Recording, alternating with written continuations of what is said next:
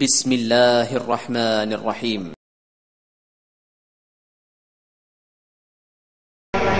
ابے منافق ابی بن کعب کی اولاد ہے نا، ہاں ابی نے سلول کے پوتڑے، تو کیا تیری کیا حیثیت؟ بسم اللہ الرحمن الرحیم۔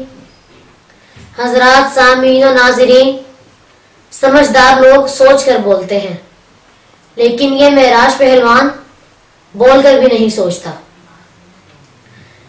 سمجھدار لوگ سوچ کر بولتے ہیں، لیکن یہ معراج پہلوان بول کر بھی نہیں سوچتا۔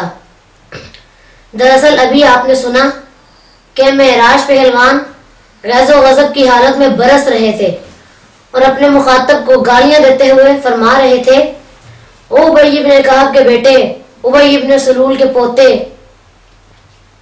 حضرات سامعین و ناظرین، واضح رہے کہ حضرت ابی بن کعب رضی اللہ عنہ مشہور اور جلیل القدر صحابی ہیں۔ ان کا بیٹا ہونا باعث شرف ہے، نہ کہ باعث مذمت۔ جبکہ معراج پہلوان ابی بن کعب کے بیٹے کہہ کر مخاطب کو گالی دینا چاہتا تھا۔ ان کی اس جہالت کو میں یوں تعبیر کرتا ہوں کہ معراج پہلوان سمجھ کر نہیں بولتا، بلکہ بول کر بھی نہیں سمجھتا۔ محترم حاضرین، معراج پہلوان نے دوسری گالی یوں دینا چاہی، ابی بن سلول کے پوتے۔ واضح رہے کہ ابی بن سلول کا بیٹا عبداللہ مدینہ منورہ کے منافقین کا سردار تھا۔ اب یوں سمجھیں کہ عبداللہ بن ابی بن سلول مدینہ منورہ کے منافقین کا سردار تھا۔ اس سردار کے بیٹے کا نام بھی عبداللہ تھا۔ یہ جلیل القدر صحابی تھے، گویا یہ صحابی اپنے باپ کے ہم نام تھے۔ اب ان صحابی رضی اللہ عنہ کا سلسلہ نسب یوں ہوگا، عبداللہ بن ابی بن سلول۔ بالفاظ دیگر یہ صحابی ابی بن سلول کے پوتے ہوئے، جبکہ معراج پہلوان نے اپنی سمجھ کے مطابق اپنے مخاطب کو گالی دیتے ہوئے یہ کہا، ابی بن سلول کے پوتے۔ اب معراج پہلوان کو کیا خبر کہ ابی بن سلول کا پوتا صحابی تھا، لہذا ابی بن سلول کا پوتا ہونا بہت بڑا شرف ہے، نہ کہ گالی۔ اسی لیے میں نے کہا کہ کچھ لوگ سوچ کر بولتے ہیں، لیکن معراج پہلوان بول کر بھی نہیں سوچتا۔ شاید اس کی وجہ بقول شاعر، وہ فریب خورد شاہی جو پلا ہو کر گسوں میں، وہ فریب خورد شاہی جو پلا ہو کر گسوں میں، اسے کیا خبر کہ کیا ہے رہ رسم و شاہ بازی۔ اب اس بات کی تائید خود اہل حدیث حضرات کی تحریروں سے ملاحظہ ہو۔ غیر مقلدین کی تفسیر احسن البیاں میں سورۃ توبہ کی آیت نمبر 84 کے ذیل میں صفحہ 539 پر لکھا ہے،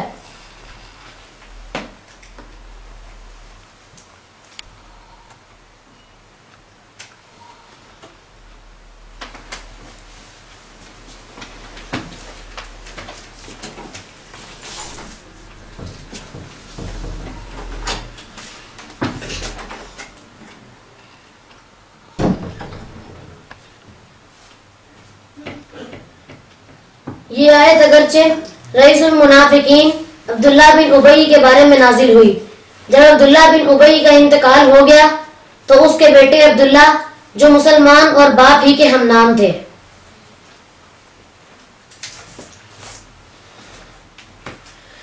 محترم حاضرین، آپ نے ملاحظہ کیا کہ ابی بن سلول دادا ہے، جس کا بیٹا عبداللہ منافق ہے اور اس کا بیٹا عبداللہ صحابی ہے۔ نمبر 2، مزید ملاحظہ ہو، تذکرہ داؤد غزنوی صفحہ 310 پر لکھا ہے،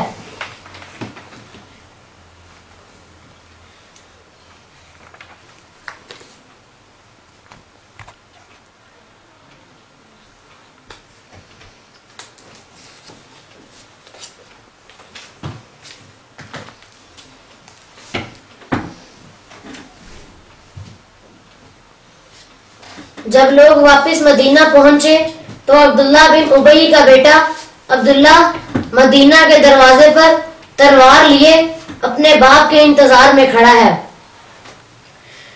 معراج پہلوان یہ دونوں حوالے پڑھ کر یا میری گفتگو سن کر اپنی معلومات درست کرے کہ عبداللہ بن ابی بن سلول صحابی ہیں۔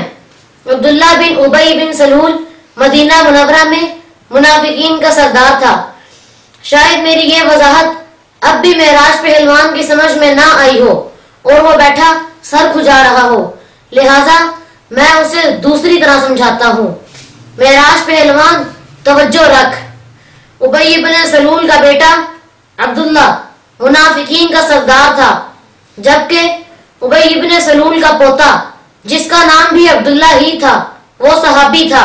معراج پہلوان اب سمجھ گئے، چل جلدی کر، اب اپنی اتنی بڑی غلطی کی درستگی کے لیے ایک بیان ریکارڈ کرا اور انٹرنیٹ پر آ کر بھی اس کا اعلان کر اور میری نصیحت پلے باندھ دے، اور وہ غلطیاں نکالنے سے پہلے اپنی غلطیاں درست کر۔ نہ تھی حال کی جب اپنے خبر، رہے دیکھتے اوروں کے عیب و ہنر۔ نہ تھی حال کی جب اپنے خبر، رہے دیکھتے اوروں کے عیب و ہنر۔ پڑی اپنے عیبوں پہ جو ہی نظر، تو نگاہوں میں کوئی برا نہ رہا۔ معراج پہلوان، تو نے پہلوان برادری کو بدنام کر دیا۔ ہمیں ہر آدمی یہ کہنے میں حق بجانب ہے کہ تمہارے پہلوان اس قدر جاہل ہوتے ہیں۔ پہلوان برادری کہاں تک تیرا دفاع کرے گی؟ معراج ربانی، تو نے اپنے نام کی بھی لاج نہیں رکھی۔ یہ تقریروں کا دھندا تیرے بس کا روگ نہیں، تو اب اس کھاڑے میں آ جا۔ مانا کہ تو دنگل اور کشتی میں ناکام ہو چکا، لیکن ابتدائی درجے میں کشتیاں سیکھنے کے لیے جو نوجوان آتے ہیں تو ان کی استادی تو کر سکتا ہے اور خوب نام کما سکتا ہے، باقی تمہاری اپنی مرضی۔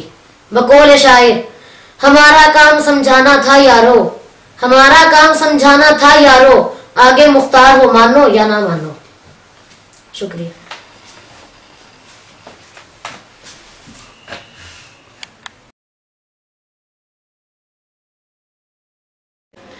تیری مجلس میں اور ہی گل کھلیں گے،